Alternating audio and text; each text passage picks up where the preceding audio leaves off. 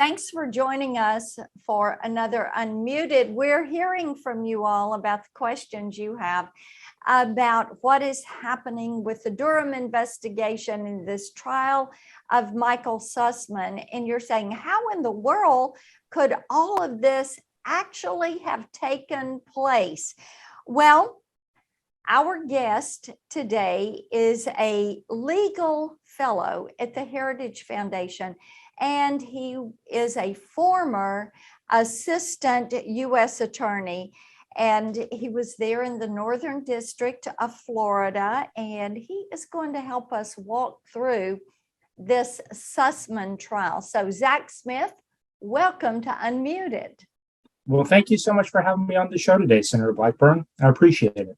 Well, I'm happy to have you with us. You know, it has been 5 years that the left put into really pushing this Russia collusion theory that they had, saying that Trump colluded with Russia. So explain to our audience how this was really a plot to take down President Donald Trump. Well, I think it was really meant to be an October surprise by the Clinton campaign, kind of a last-minute revelation that they thought would swing the election in their favor. Now, it obviously didn't work, but it still had very harmful repercussions after the election, some of which are continuing today. But what's really shocking about this is, most October surprises have some kernel of truth to them, maybe youthful indiscretion, maybe something embarrassing from a candidate's background. What we're finding out now is that this Russia collusion allegation was really based on lie after lie. And as evidence is being presented in the Sussman trial, as we learn more through various indictments and other information that John Durham is releasing during his investigation, really these revelations are nothing short of shocking, that essentially these allegations were made up, and yet they hung over just about everything the Trump administration did throughout its time in office. And, it's really so interesting to people that these years later, we've come past 2016, but all these years later, we are still talking about this. Why do you think people have locked into this story so? Well, I think they've locked into it because it's so shocking. You essentially had a political campaign trying to weaponize federal law enforcement, the FBI, or federal agencies against a political rival. That's something we all instinctively know is not good. We instinctively know it's dangerous for our country. And I think it's something everyone wants to find out what happened and how we prevent it from happening again in the future.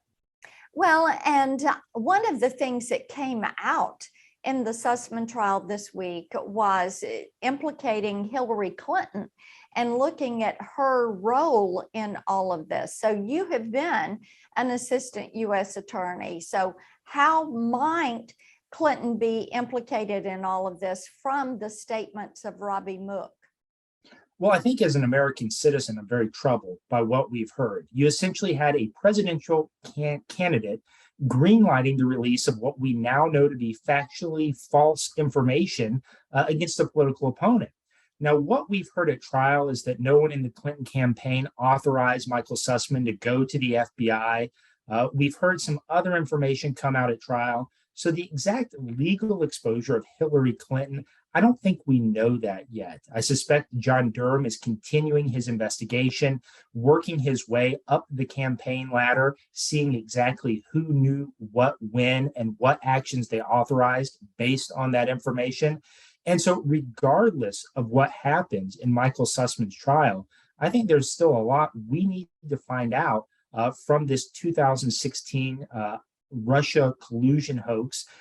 And really, I think we should all be anxious to see John Durham's report that I hope he'll issue at the end of his investigation.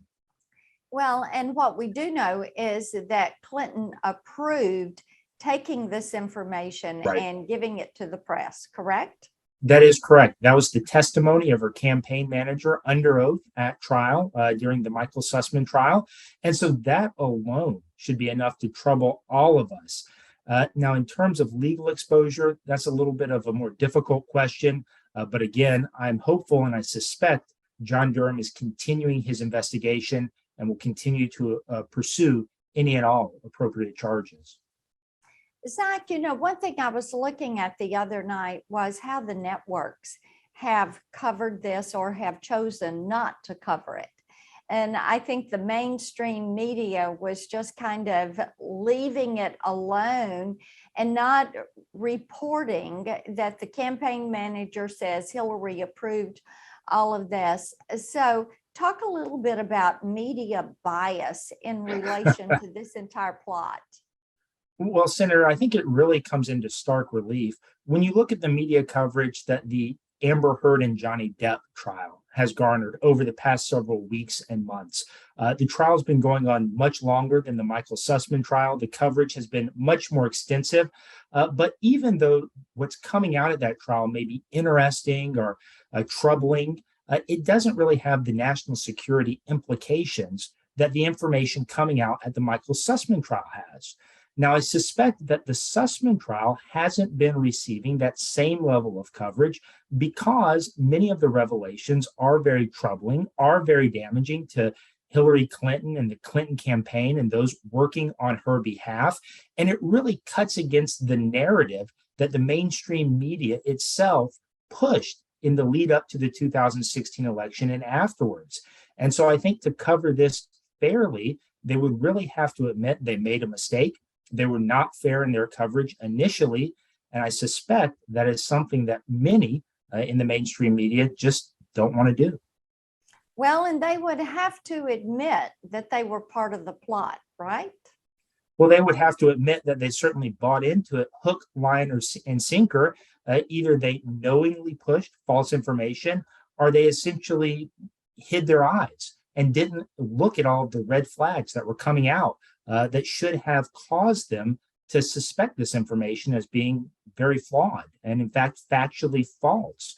And so, again, I think to do that would really cause them to need to do some deep soul searching, which I doubt they want to do. Well, it really seems hypocritical on their part, doesn't it? Yes, I think that's an understatement. Yeah, it really does. Well, thank you so much for walking us through this. I know that our audience is going to want to keep up with you, and they're going to find you on social media at TZ Smith.